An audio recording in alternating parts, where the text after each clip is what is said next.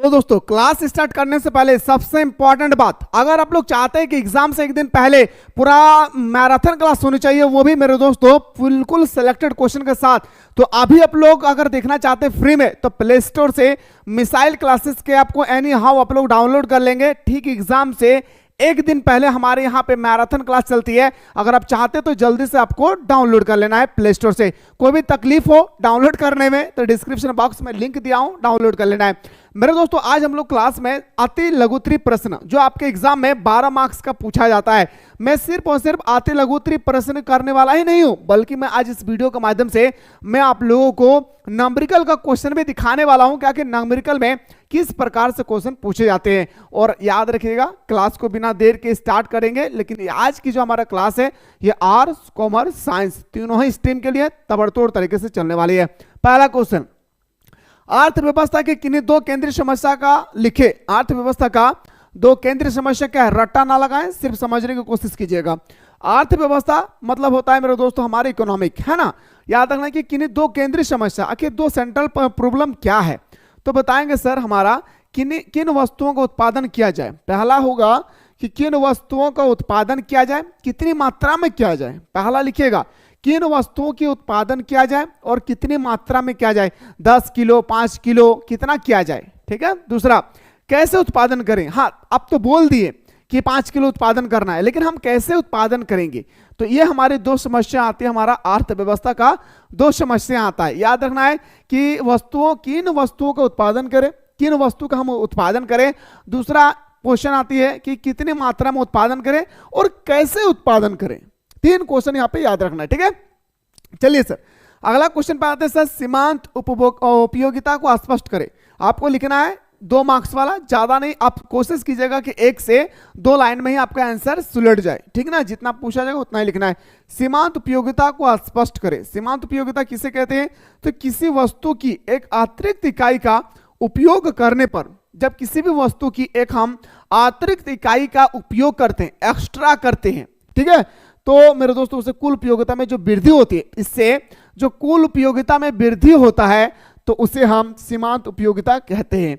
नहीं समझ में आया सर, फिर से सुनिए, समझदार बच्चे हैं भाई आप लोग। किसी वस्तु की एक अतिरिक्त इकाई, कोई भी दुनिया में वस्तु है, जितना मेरे दोस्तों खा लिए हैं इसके अतिरिक्त मैं एक्स्ट्रा एक और खाना चाहता हूं, ठीक है, तो किसी वस्तु की एक अतिरिक्त इकाई का उपयोग करने पर कुल उपयोगिता में जो वृद्धि होती है उसी को हम लोग सीमांत उपयोगिता कहते हैं।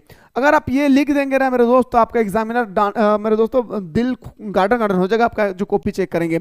MUN = TUN - TUN - 1, ये आपका फॉर्मूला है और ये ऑब्जेक्टिव में भी पूछा जाता है, ये आपको ध्यान नहीं रखना, ये फॉर्मूला जरूर आप लोग कर लेंगे। तो मुझे उम्मीद है दोस्त कि पहला दूसरा क्वेश्चन समझ में आ गया। तीसरा, कीमत रेखा क्या है भाई।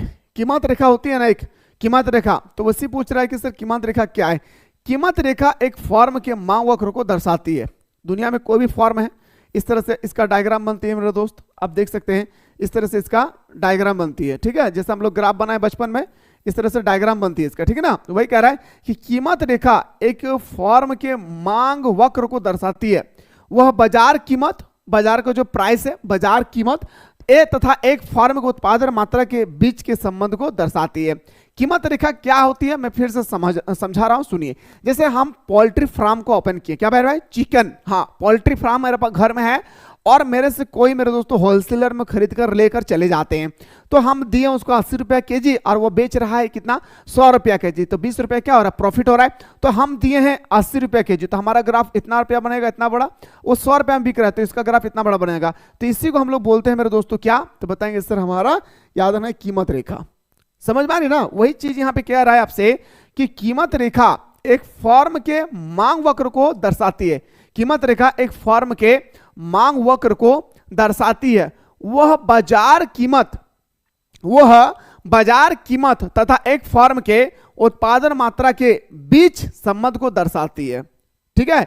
यह क्वेश्चन आपको नहीं करना है, ठीक है। उम्मीद करता हूं समझ में आ गया। अभी 2 नंबरिया वाला क्वेश्चन कर रहा हूं, एक सेट में लेकर आऊंगा पूरा 3 नंबरिया वाला क्वेश्चन, एक 5 नंबरिया वाला क्वेश्चन, और 5 नंबर वाला क्वेश्चन पर ज्यादा फोकस करना है। और ऑब्जेक्टिव में जो आपका 30 क्वेश्चन है ना मेरे दोस्त, 30 में 30 क्वेश्चन में आप लोगों को मिला के दिखाऊंगा एग्जाम में, जैसे मैंने आपका इंग्लिश में दिखाया और जैसे मैंने आप लोगों को हिंदी में दिखाया, ठीक है भाई, बस जुड़े रहना है भाई, ठीक ना। देखिए मूल्यह्रास से आप क्या समझते हैं? मूल्यह्रास का मतलब होता है मेरे दोस्तों कि देखिए हम 10 रुपए में खरीद कर लाए और मुझे 8 रुपए में बेचना पड़ा, तो क्या हो गया? लॉस। मैंने 5 गो गिलास, कांच का गिलास खरीद के लाए, मैं 5 गो कांच का गिलास खरीद के लाए और लाते लाते 2 गो टूट गया, क्या हो गया? लॉस। तो इसको हम लोग बोलते हैं मूल्य में ह्रास। क्या हो गया मेरे भाई? मूल्य में ह्रास होती है, समझ आ रही है ना? चलिए सर, मूल्यह्रास एक रेखा वर्ष में उत्पादन प्रक्रिया के दौरान पूंजीगत वस्तुओं के मूल्य में समान टूट फूट और उनके घिसावट के कारण वस्तुओं के मूल्य में जो कमी आती है उसे मूल्यह्रास कहते हैं। जैसे मैंने कोई मशीन खरीदा, जैसे ये हमारा मशीन है भाई, ये हमारा क्या है? मशीन है। ये मशीन मैंने खरीदा और खरीदने के बाद इसमें घिसावट आ रही है, एक समय ऐसी आएगी कि इसमें हमें खर्चा करना पड़ेगा, जैसे हम लोग बोलते हैं रिपेयरिंग, तो ये हमारा क्या हो गया? मूल्यह्रास हो गया। हाँ समझ में आ रही है ना? मूल्य क्या हो गया? ह्रास हो गई, है ना। ये तो मेरे दोस्तों मान के चलिए मैं कलम खरीद के लाया, कलम खत्म हो गई, ये क्या हो गया? मूल्यह्रास हो गया, है ना। वही कह रहा है कि मूल्यह्रास एक रेखा वर्ष में उत्पादन प्रक्रिया के दौरान पूंजीगत वस्तु, जो हमारा मैंने पूंजी लगाया था, ये बोर्ड खरीदने में 2 लाख रुपए जो लगाया हूं, ये मेरा पूंजीगत है। पूंजीगत वस्तु के मूल्य में सामान्य टूट फूट और उनके खिसावट के कारण वस्तुओं के मूल्य में जो कमी आती है उसे मूल्यह्रास कहते हैं। उसे हम क्या कहते हैं? मूल्यह्रास कहते हैं। रटो मत, समझने की कोशिश कीजिए, ठीक ना। और इकोनॉमिक्स में ज्यादा ध्यान दीजिएगा। दूसरा क्वेश्चन है सर कि बैंक दर किसे कहते हैं, यानी बैंक रेट किसे कहते हैं? Bank rate. अब थोड़ा सा इसको मेरे दोस्तों मैं आप लोगों को समझा रहा हूं, फिर आप लोग रट्टा लगाइएगा, बाकी जो कीजिएगा आपकी मर्जी। बैंक रेट किसे कहते हैं? जब मैं बैंक जाता हूं तो मैं बैंक वालों को कहता हूं कि सर मुझे ना 2,000 की हमें या तो 2 लाख का मुझे लोन चाहिए। बैंक वाला कहेगा ठीक है भाई, अपना कागजात लेकर आए, अगर पैसा नहीं दे पाए तो हम आपके जमीन को हड़प लेंगे। मैंने कहा ठीक है भाई। तो मैंने जब कागजात वगैरह लेकर गए तो सरकार बोल रही है आपको 2 लाख तो हम दे देंगे, लेकिन याद रखिएगा कुछ इंटरेस्ट लगेगा, कुछ सूद लगेगा, दे पाओगे ना? मैंने कहा कितना सर, कितना देना होगा? 5% देना होगा। अच्छा ठीक है सर, मैं 5% सालाना भर दूंगा। यानी 2 लाख रुपया मैंने लिया और 5%, 2 लाख का 5% 10,000 हमें भरना पड़ेगा। क्या मेरे भाई? 10,000 रुपया हम क्या करना होगा? पर साल हमें भरना पड़ेगा। मैंने कहा भाई ठीक है। तो सरकार जो बैंक द्वारा जो रेट लगाया हम पर 5%, उसी को हम लोग बोलते हैं क्या मेरे दोस्तों? बैंक दर। समझ में आई ना? जैसे मैंने बैंक जमा करने के लिए गया पैसा, मैंने कहा सर मुझे 2 लाख रुपया फिक्स करना है और 3 साल के लिए, ठीक है, तो आप बताइए ना कितना रुपया का इंटरेस्ट देंगे? तो उन्होंने कहा देखिए रुपया वगैरह तो मुझे पता नहीं है, लेकिन हाँ मैं आपको बता देता हूं, आपको 8% इंटरेस्ट दूंगा। तो ये जो इंटरेस्ट दे रही है ना भाई, इसी को हम लोग बोलते हैं बैंक दर, ठीक है। आइए सर क्वेश्चन में बात करते हैं। बैंक दर वह दर है जिस पर केंद्रीय बैंक वाणिज्यिक बैंकों को ऋण देता है। समझ में आ रही है ना? जैसे मैंने अभी बताया ना लोन, वही चीज यहां पे बताएगा। बैंक दर वह दर है जिस पर केंद्रीय बैंक वाणिज्यिक बैंकों को ऋण देती है, ठीक है। जैसे मैंने कहा कि मोहन को 3 लाख रुपए की आवश्यकता है, मेरे पास 3 लाख रुपया है, मैंने मोहन को दिया 3 लाख रुपया। मेरा मोहन को कहा मोहन तुम 2% इंटरेस्ट देना पर सालाना, दोगे ना? हाँ बिल्कुल मैं दे दूंगा। तो ये जो 2% है इसी को हम लोग बोलते हैं क्या? बैंक दर, ठीक है। उम्मीद करता हूं मेरे दोस्त कि आप लोगों को समझ में आ रहा है बेहतर तरीके से। चलिए सर अगला क्वेश्चन पे आते हैं। सीमांत बचत प्रवृत्ति क्या है भाई? सीमांत बचत प्रवृत्ति को परिभाषित करें। और ये क्वेश्चन हर साल आता है भाई। देखिए सीमांत बचत प्रवृत्ति के बारे में अगर हम बात करें तो सीमांत बचत प्रवृत्ति जिसे हम लोग एमपीसी कहते हैं, एमपीएस कहते हैं, सॉरी एमपीएस कहते हैं, ठीक है। एक याद रखना है, एक होता है एमपीसी और एक होता है हमारा एमपीएस, ठीक है ना। तो देखिए सीमांत बचत प्रवृत्ति बचत में परिवर्तन तथा आय में परिवर्तन के अनुपात को व्यक्त करता है। बस इसी को हम लोग बोलते हैं सीमांत बचत प्रवृत्ति। समझिए फिर से, अगर नहीं समझ में आए तो फिर से समझने की कोशिश कीजिए, मजा से समझाने वाला भाई, ठीक है। अगर मेरे दोस्तों हम लोग याद रखना बचत में परिवर्तन, क्या लिखेंगे मेरे भाई? बचत में परिवर्तन। और याद रखना है हमारा आय में परिवर्तन। आय में परिवर्तन के अनुपात को ही हम लोग सीमांत बचत प्रवृत्ति कहते हैं। अब अपनी तरफ से भी लिख सकते हैं भाई, एकदम आसान तरीके से आप लिख सकते हैं। आसान तरीके से क्या लिखेंगे सर कि हमारा बचत सीमांत बचत प्रवृत्ति, सीमांत बचत प्रवृत्ति बराबर होता है, याद रखना है मेरे दोस्तों, क्या? बचत में परिवर्तन डिवाइडेड बाय, याद रखना आय में परिवर्तन। क्या होता है मेरे दोस्तों? आय में परिवर्तन। क्या करना है? आय में परिवर्तन। आप इसको कैसे लिखेंगे तो बताएंगे सीमांत बचत प्रवृत्ति में बचत परिवर्तन तथा आय में परिवर्तन, बचत में परिवर्तन तथा आय में परिवर्तन के अनुपात को व्यक्त करता है। बस सिंपल सा आपको लिखना है, मुझे उम्मीद है मेरे दोस्त कि आपको समझ में आ गया होगा। बस इतना लिखना है, 2 मार्क्स लेना, दौड़कर घर आ जाना है। अगला, प्रगतिशील कर क्या है भाई? कर का मतलब होता है टैक्स। एक क्वेश्चन याद रखिएगा, अगर मैं बताना भूल जाऊं तो आप लोग कर लीजिएगा। कर किसे कहते हैं? कर के कितने प्रकार होते हैं? अंतर स्पष्ट करें।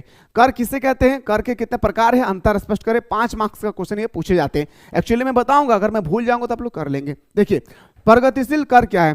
प्रगतिशील कर जैसे जैसे व्यक्ति की आय बढ़ती जाती है वैसे वैसे कर की दर ऊंची होती जाती है, ऐसे कर को हम लोग प्रगतिशील कहते हैं। जैसे एग्जांपल में दे रहा हूं, मेरा सरकारी नौकरी लग गया। हाँ भाई, मेरा क्या हो गया? सरकारी नौकरी लग गया। मुझे करना तो है नहीं, लेकिन मैं बता रहा हूं, मुझे मान के चलिए सरकारी नौकरी लग गया रेलवे में। किस में लग गया? समझिए, बड़ी मजा आएगा मेरे दोस्तों। इकोनॉमिक्स बहुत ही मजेदार टॉपिक है, लेकिन समझाने वाला सही नहीं मिलता है भाई लाइफ में। हाँ सच कह रहा हूँ। लोग कहते हैं इकोनॉमिक्स मत लो, ये कारण है वो कारण नहीं भाई, economics is the interest subject. सच कह रहा हूँ, बस समझाने वाला सही होना चाहिए। इसलिए कहता हूँ ना, कौन कहता है कि मोहब्बत बर्बाद करती है? कौन कहता है कि मोहब्बत बर्बाद करती है? अरे निभाने वाला मिल जाए तो हमारा जमाना याद करती है। ठीक इसी तरह से मेरे दोस्तों की कौन कहता है पढ़ाई कठिन होता है? कौन कहता है पढ़ाई कठिन होता है? अरे पढ़ाने वाला मिल जाए तो हमारा रिजल्ट याद करती है। याद रखना, ठीक है। तो रेलवे में मेरा नौकरी लग गया मेरे दोस्तों 8,000, सॉरी पहला सैलरी हमारा कितना है? पहला स्टार्टिंग 18,000 है। अब मेरा सैलरी हो गया मेरे दोस्तों 50,000। कितना हो गया मेरे दोस्त? 50,000, ठीक है। तो सरकार पहले हमसे ना लेता था कितना, मान के चलिए एग्जांपल में दे रहा हूं, 10% हमसे टैक्स लेता था, ठीक है। तो 10% इसका निकालेंगे तो कितना हो जाएगा मेरे दोस्तों? 1,800 रुपया सरकार को हमको पे करना था, ठीक है, अपना सैलरी से। और इसमें भी बोल रहा है कि देखो आपका सैलरी बढ़ गया है, अब 10% देने से काम चलने वाला नहीं है। मैंने कहा कितना देना होगा? कहा कम से कम आपको 20% देना होगा। मैंने कहा ठीक है भाई 20% दे दूंगा। तो 0 काटेंगे सर, तो 5 दूना 10, यानी अब मुझे कितना देना होगा सर? 10,000 रुपया। तो जब हम अपना टैक्स को बढ़ा कर देते हैं सरकार को, तो इसी को हम लोग बोलते हैं प्रगतिशील कर, ठीक है। प्रगतिशील कर जैसे जैसे व्यक्ति की आय, जैसे जैसे हमारी इनकम बढ़ गई, जैसे जैसे हमारे इनकम बढ़ गया 18 से 20, 20 से 22, 22 से 24, 24 से 50, इस तरह से जैसे जैसे हमारा इनकम बढ़ती है वैसे वैसे कर की दर यानी हमारा टैक्स का जो रेट है वो भी हाई होते जाते हैं। इसी को बोलते हैं हम लोग प्रगतिशील कर। मुझे उम्मीद है मेरे दोस्त का आप लोग शानदार तरीके से समझ में आ रहा होगा। बाकी आप लोग कमेंट सेक्शन में जरूर बताएं कि इसका सही उत्तर आप लोगों को समझ में आ रही है या नहीं, ठीक है ना। आइए सर बात करते हैं अगला। सन 1936 में प्रकाशित किन्स के ग्रंथ का नाम लिखे। सबसे पहले तो ये क्वेश्चन रट्टा लगा लीजिए, ये क्वेश्चन आ रही है भाई। हाँ जैसे बोलते हैं ना अब्बू आ रहे हैं, इसी तरह से ये क्वेश्चन आ रहे हैं। 1936 में प्रकाशित होने वाला किन्स द्वारा कौन सा पुस्तक है? The general theory of employment, interest and money नामक पुस्तक। क्या याद रखना है? The general theory of employment and interest and money नामक पुस्तक किसने लिखा है? किन्स ने लिखा है। कब लिखा है? 1936 में। भूलना नहीं है भाई, ठीक है।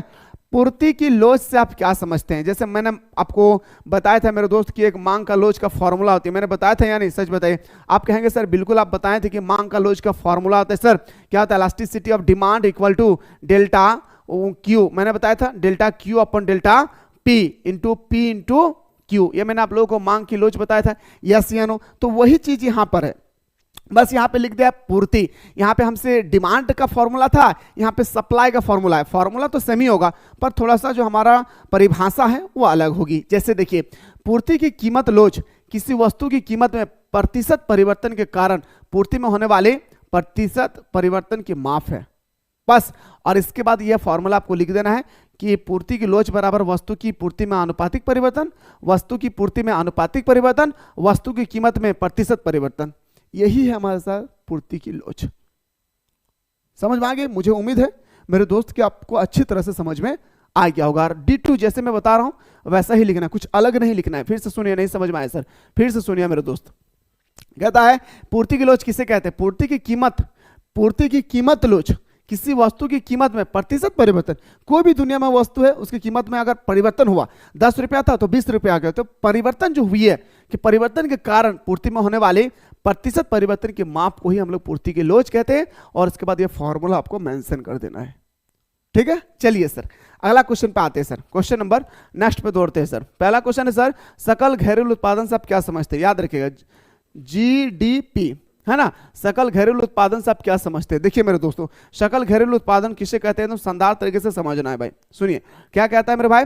सकल घरेलू उत्पाद क्या कहते हैं? किसी क्षेत्र विशेष के किसी एक वर्ष में उत्पादित समस्त वस्तुओं और सेवाओं के मौद्रिक मूल्य को सकल घरेलू उत्पादन कहते हैं। एक्चुअली आप लोग बजट का नाम सुने? बजट, बजट क्या है भाई? एक वर्ष का लेखा जोखा है। क्या है? एक वर्ष का लेखा जोखा है। क्या है मेरे दोस्त?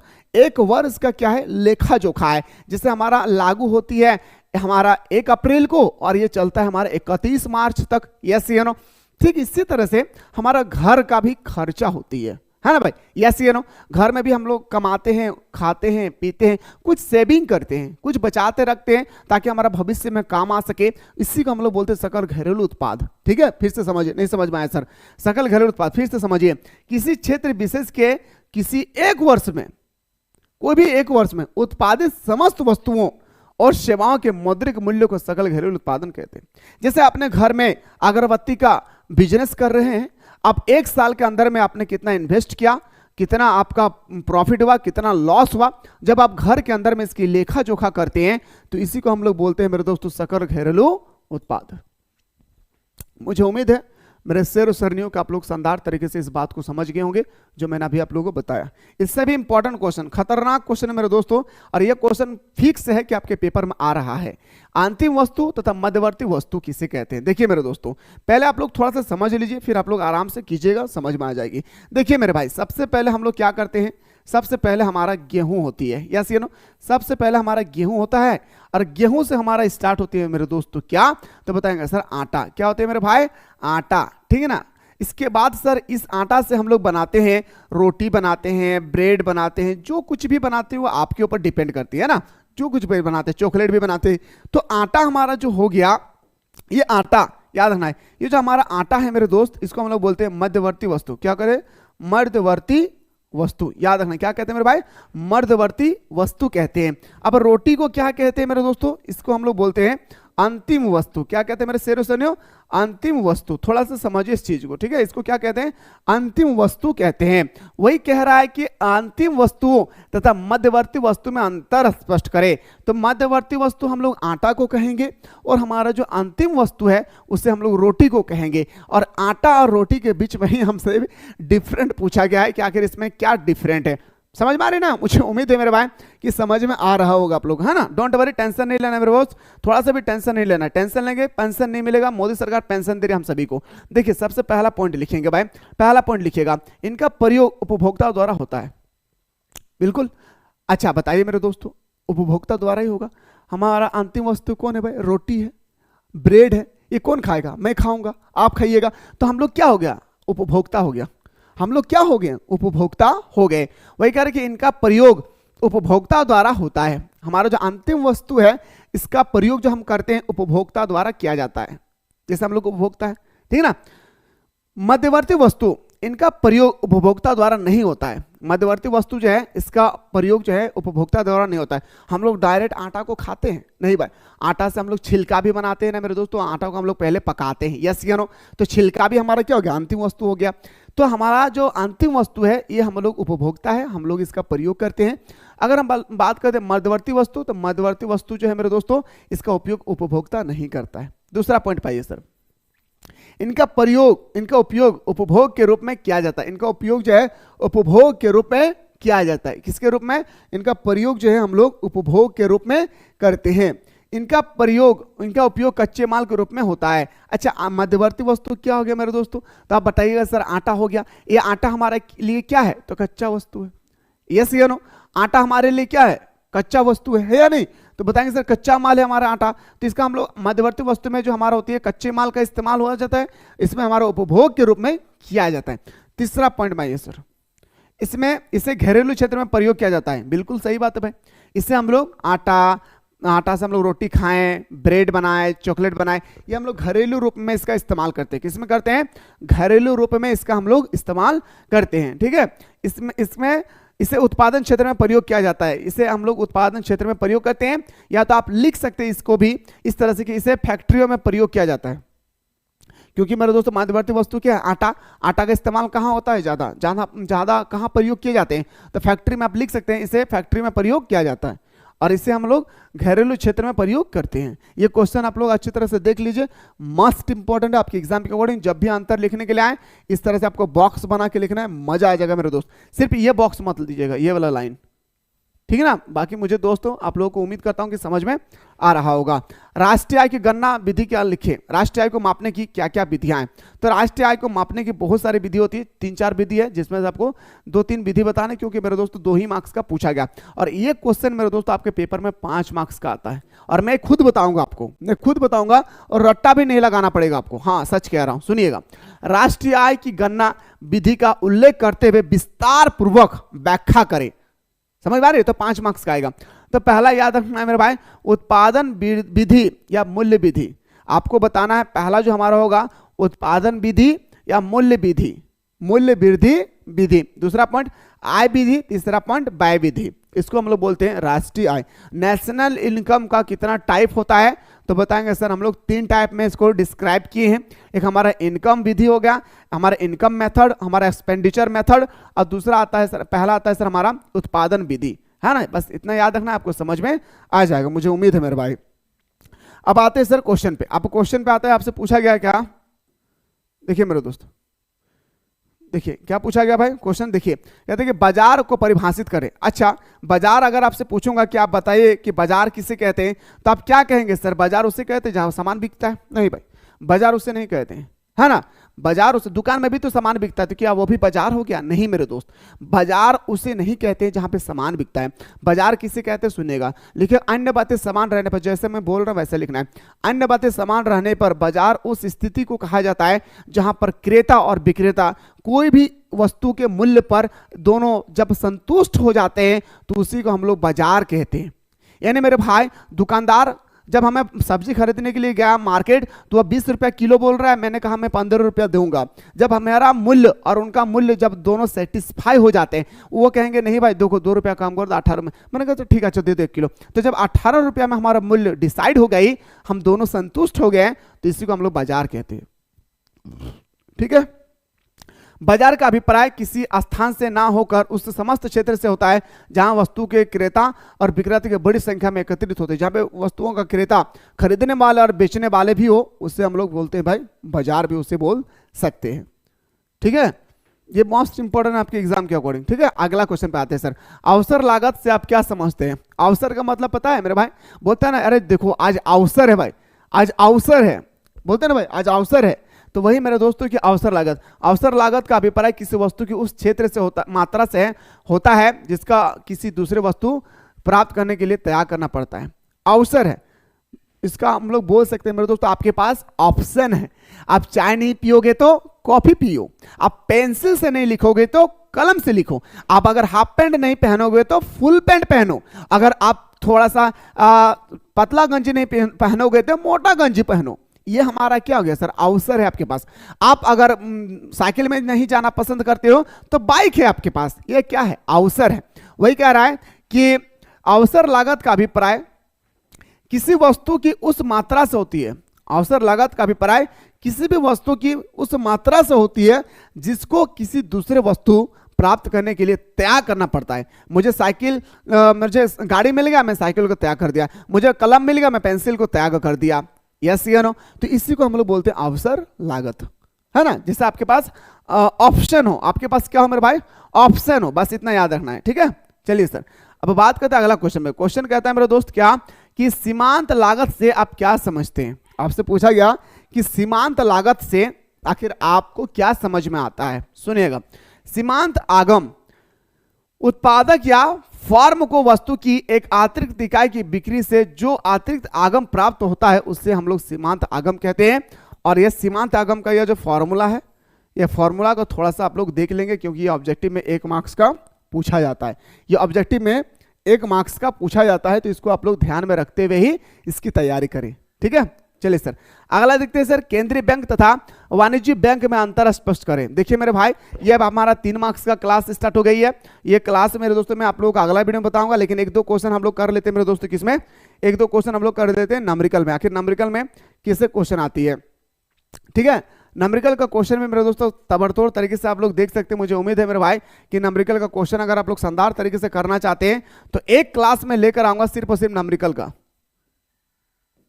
अगर आप लोग चाहते हैं कि सर नंबरिकल का एक सेपरेट क्लास होनी चाहिए तो जल्दी से आप लोग कमेंट सेक्शन में कमेंट में करना ना भूलें। साथ ही साथ फ्री में अगर मैराथन क्लास चाहते हैं तो प्ले स्टोर से मिसाइल क्लासेस के आपको डाउनलोड करें, जिसका लिंक डिस्क्रिप्शन बॉक्स में दिया है। फिलहाल बात करता हूं नेक्स्ट वीडियो में।